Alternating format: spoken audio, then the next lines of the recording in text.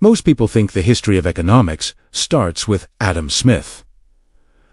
Some remember Aristotle, but almost no one knows that nearly 1,000 years before capitalism existed, a Muslim scholar issued a warning that still echoes in every financial crisis today. He said, "When money loses its moral compass, society rots from the inside out."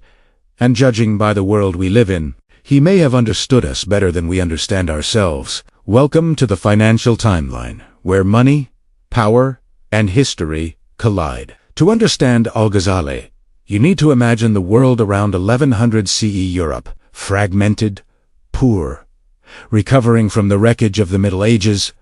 But the Islamic world, it stretched from Spain to Persia, wealthy, connected, and intellectually alive. Baghdad, Cairo, Damascus. These weren't just cities, they were global financial centers. Trade routes boomed, caravans carried silk, spices, textiles, silver. Markets thrived. Inequality widened. And in this world, a world getting rich faster than it was getting wise, a scholar named Abu Hamid Al-Ghazali started asking questions no one else dared to ask. Ask it. What happens when a civilization gets rich faster than it gets wise? Not a small question. Not a safe question. But the exact question our world is struggling with today. Al-Ghazali didn't see money the way Aristotle did, as a practical tool, and he didn't see it the way modern economists do, as equations, charts, and models.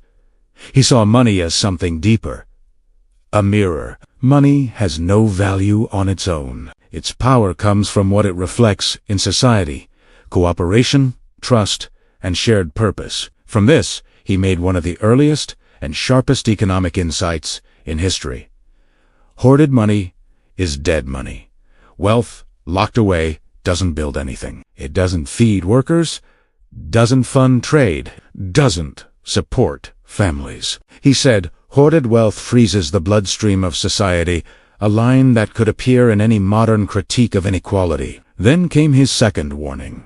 Speculation destroys trust. He attacked price manipulation, artificial shortages, crisis, profiteering, anything that gained profit without contributing value. To him, speculation wasn't clever. It was corruption, and corruption spreads like a disease.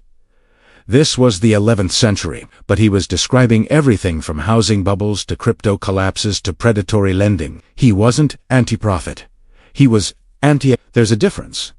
One we still struggle with today. Al-Ghazali saw something economists now call transaction costs, information asymmetry, moral hazard. But he said it simply: markets only work when people trust each other.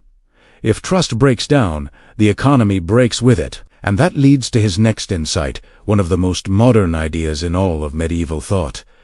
A society can survive poverty. It cannot survive corruption. Economies collapse, not because they run out of money, but because they run out of trust. Medieval rulers often diluted gold and silver coins to stretch their budgets. Early inflation by stealth. Al-Ghazali condemned it outright.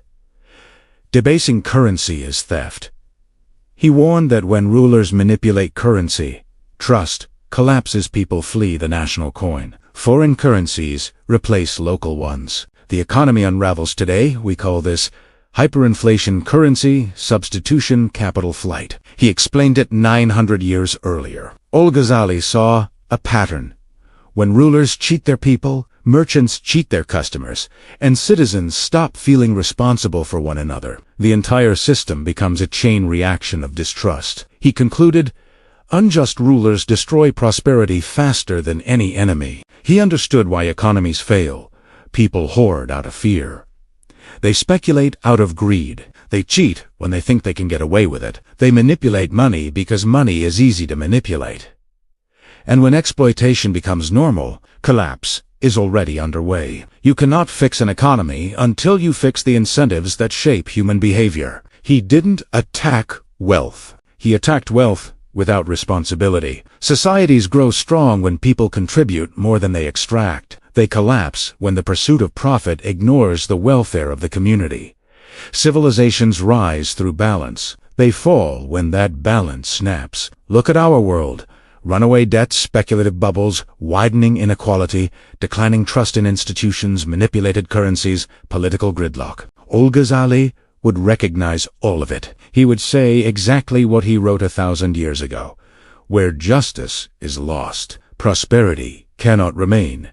Because economies don't collapse when numbers stop adding up. They collapse when trust stops holding everything together.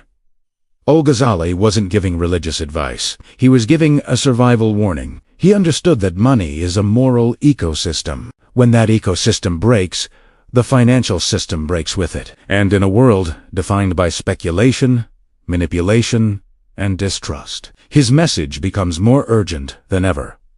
If money becomes detached from morality, the system will eventually break. Understanding that isn't just financial education, it's financial protection. If this gave you a new perspective, hit subscribe. History has the answers, and I'll show you where to look.